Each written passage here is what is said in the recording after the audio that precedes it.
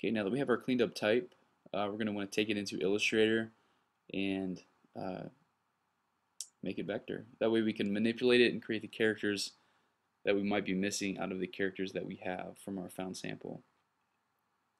So obviously you'll start a new document in Illustrator and just place the TIFF that you saved after you smooth your edges.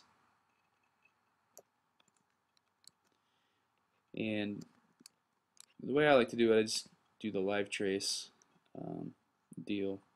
But instead of just clicking the live trace button up at the top up here, go to Object, Live Trace, and go to Tracing Options, and it'll give you a little more control. And yes, it will be slightly slow, but it's okay. Okay, tracing options. The biggest thing you want to look at here is just there's a lot of ways that you can kind of customize it and manipulate it. The biggest thing you want to do is hit ignore white. And what that's going to do is it's going to obviously only give us the letter forms that are in black and not the counters and things like that that you might get if you just hit live trace. I would suggest hitting preview before you hit trace, and that's essentially going to trace it but let you kind of see where it's at.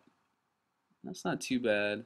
You can take your threshold up a bit,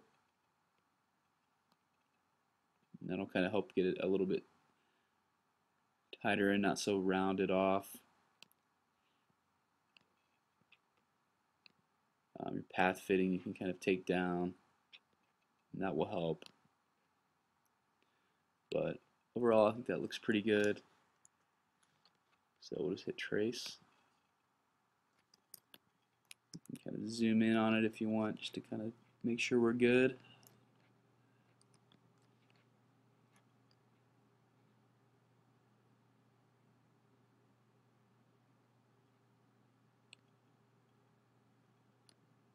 And up here in the top right, you'll see the expand button. Go ahead and hit that, and you have vector.